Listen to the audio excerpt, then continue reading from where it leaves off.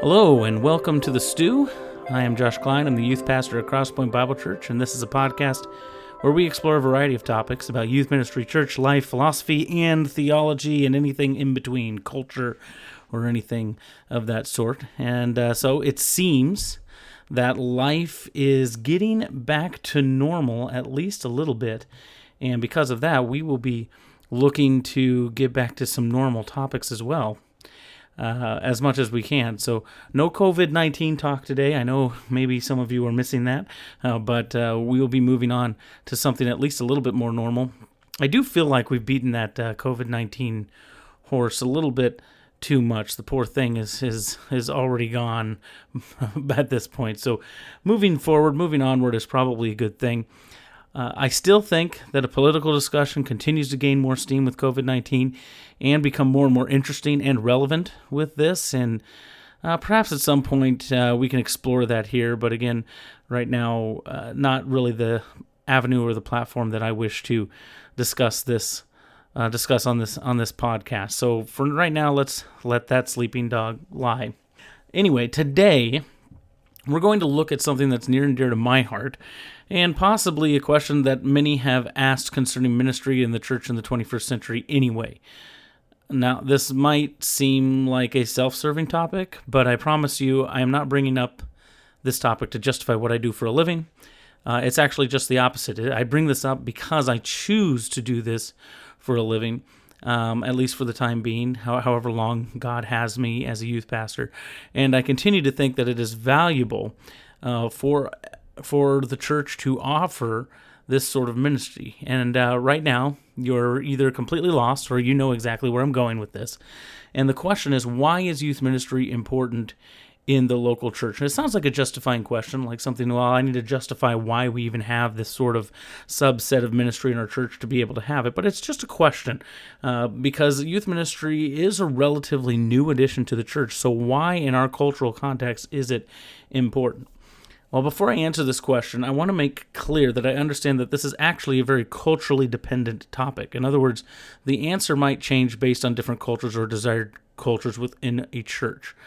And so it is not a biblically based argument. It is more of a philosophically based argument, depending on what culture we're on and how we reach our kids in that culture.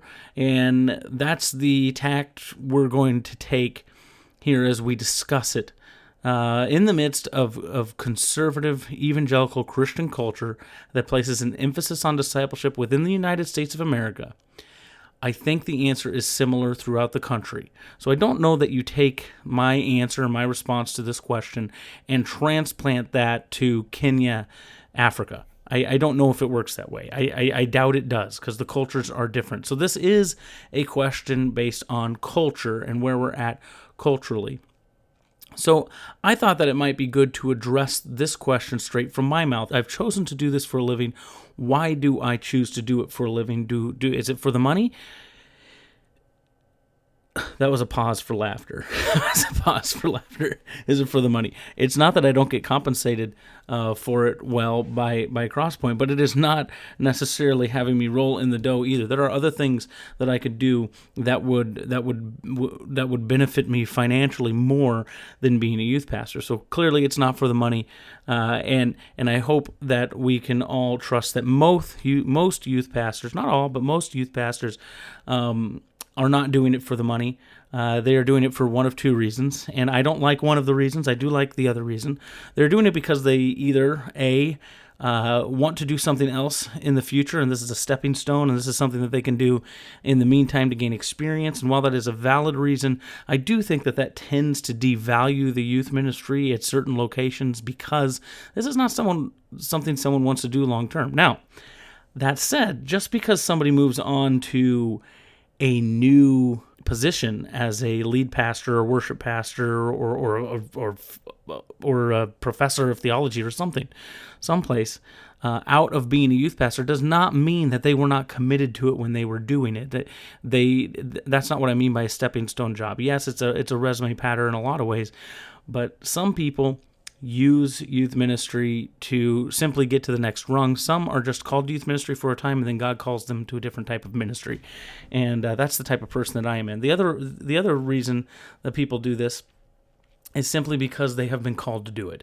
At least for a period of time, they've been called to do it, and I would place myself in one of those categories. So, first, a few caveats as we ask the question, why youth ministry? And I'm going to try to get this done within the 20-minute-ish time frame that we have here today. It might be a series that we look through and look through on the week 1 podcast, but the few caveats, first of all, I have settled on a personal philosophy of ministry that both fits my skills and calling, and while I do not think that every youth ministry should look like the philosophy that I have, because it is unique to my abilities, I do think there are some core truths that help make youth ministry effective, and we're going to explore what that looks like here today. I think the reason youth ministry is often under fire in the church is because from the outside looking in, a lot of youth ministry programs look the same. There's a lot of pizza, a lot of fun, and a lot of goofing around, messing around, that sort of things. And there are controversies that seem to rise up in the midst of a lot of churches. Some real difficult sin issue controversies, and some controversies that are not based in the realm of reality and have to be headed off at that point. Unfortunately, many youth pastors have attained some sort of pastor-light reputation within the church that causes people to wonder why we should even subject our kids to that type of immature Christianity in the first place. And I agree that if youth ministry is simply about being hip with the times, relevant, and able to speak their language, as it were, then I don't really want to be a part of it, because that's not the point to me, and I don't think that's the point to most youth ministries. But there is generally just this caricature of what a youth pastor is that has really gotten out of hand. Somebody who doesn't really know anything about the Bible, who just likes to eat pizza and whatever. And while there are those that probably exist, I would say that is a problem, but that's not the reason to throw the baby out with the bathwater. And I think we do have a problem in youth ministry, but I also think that youth ministry now, more than ever even, is as important as it has ever been. And I think before we go into why we need youth ministry in church in general, I would like to highlight some of the major factors to look for in a youth program to see if it is an effective vehicle for discipling youth.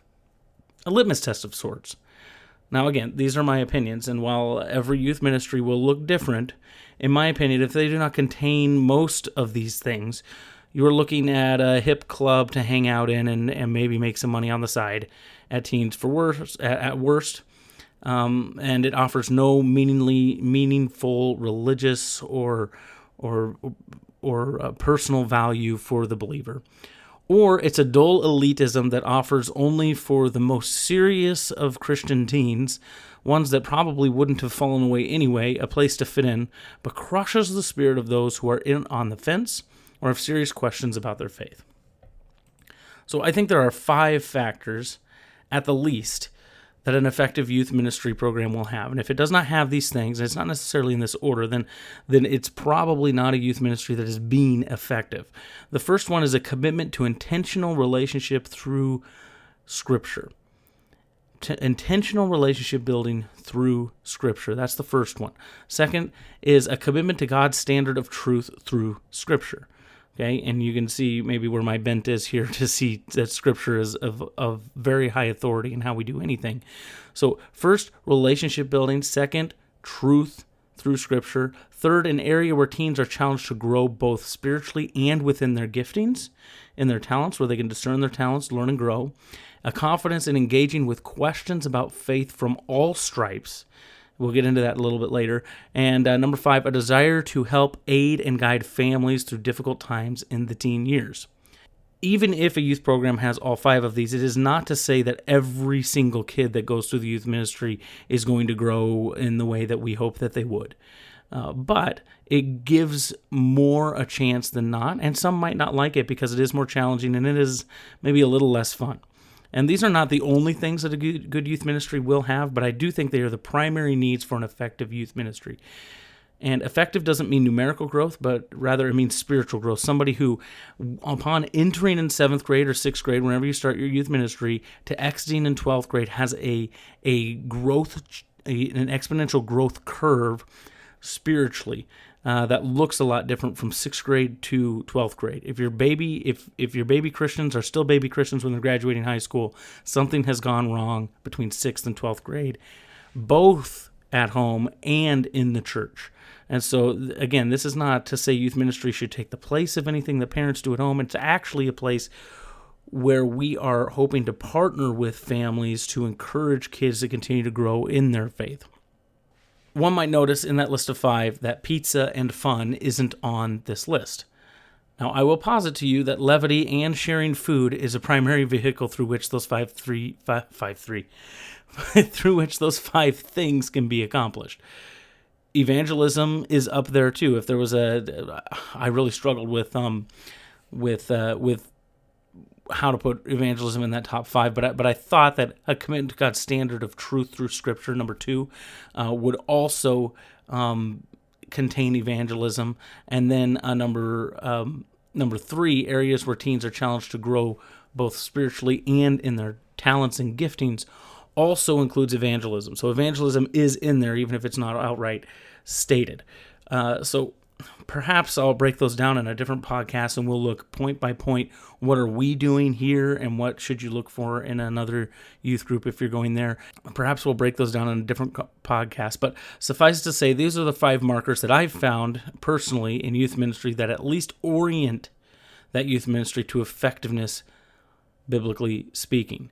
But just because they are oriented to be effective does not necessarily mean that it's going to be effective. Sometimes you might have somebody who is not an effective teacher, or somebody who is not a great communicator, or somebody who gets behind on things and isn't able to do the things necessary to make plans and all that sort of stuff.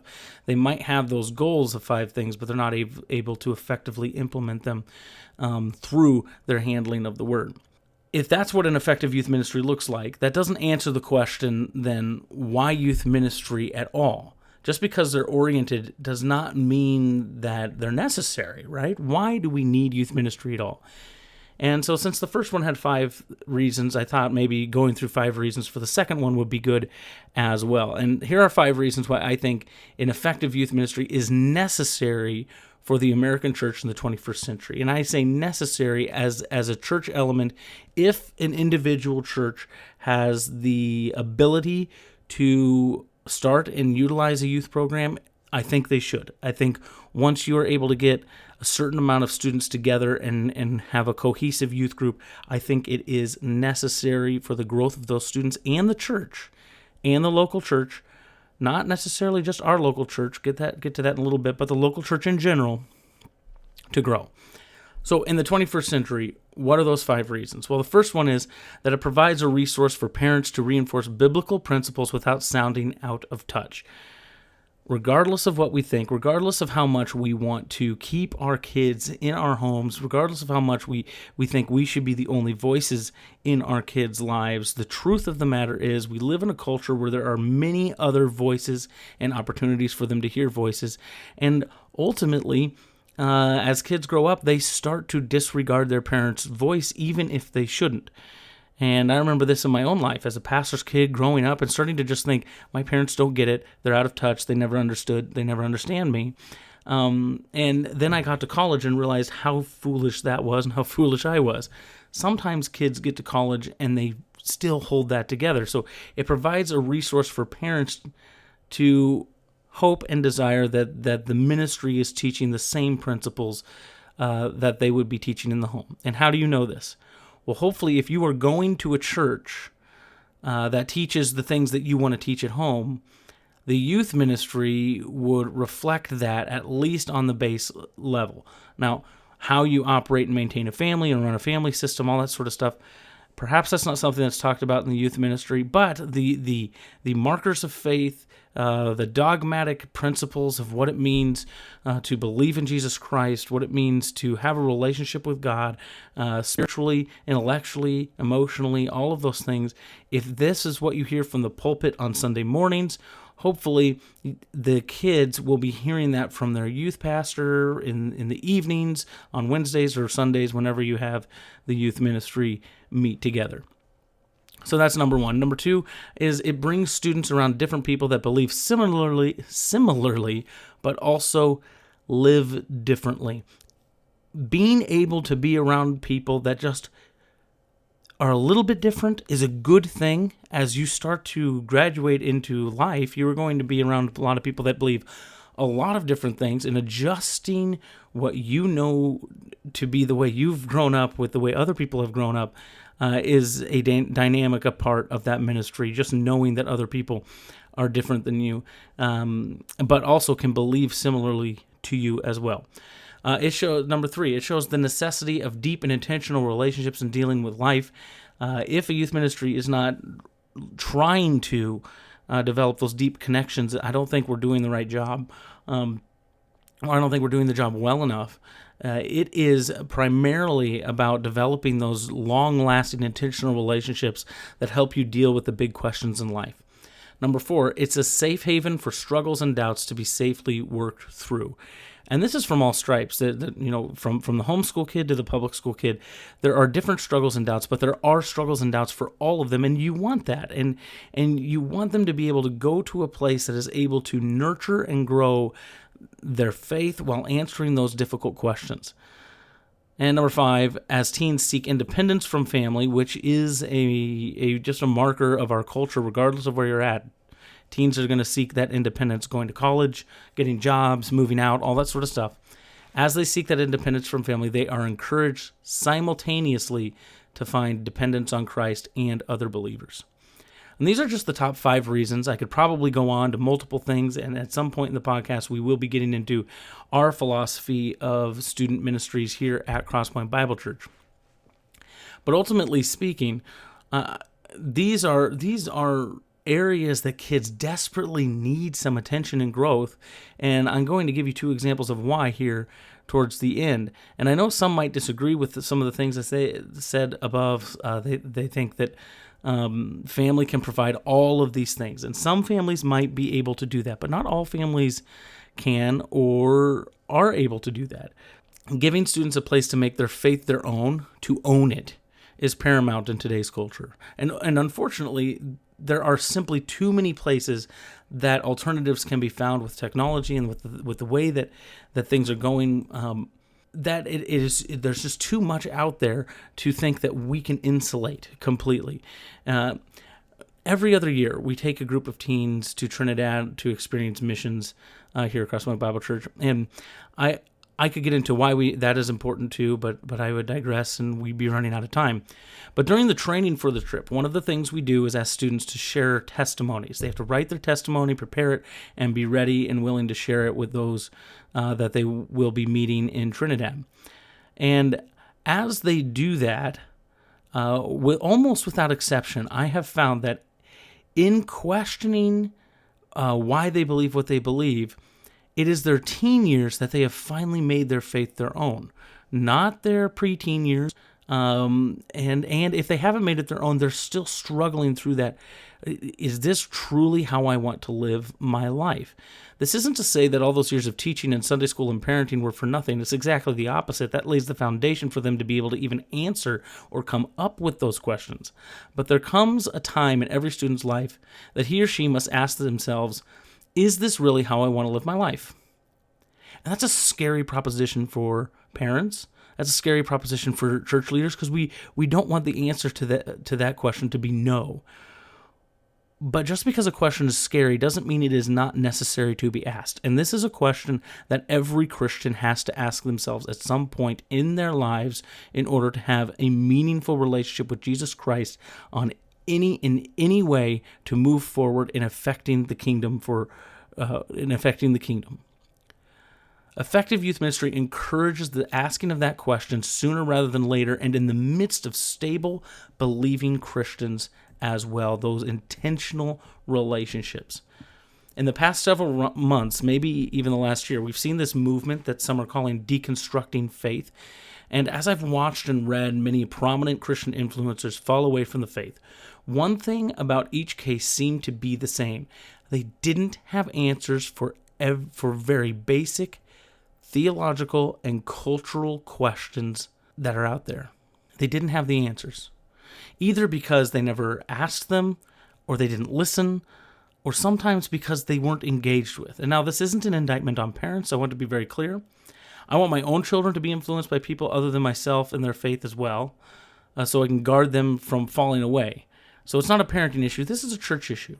And many of these people who are deconstructing their faith were likely involved in a youth program at a church. However, if an effective youth ministry were established, perhaps the answers to these questions would have been more readily available. And I'm not saying they weren't in some of those cases. Some of those cases they probably were, and people just fell away from the faith. But it's a trend that we're seeing more and more. And the reason I think youth ministry is more valid now than ever is because the youth alternatives are out there as we speak right now, teaching kids what to believe, how to believe, and the answers to questions that they're going to ask. And they aren't even places, they are technology. YouTube, TikTok, Instagram, Snapchat, all of these technological areas they can get into the apps on their phone. It's some sort of community to these students that are able to ask those questions.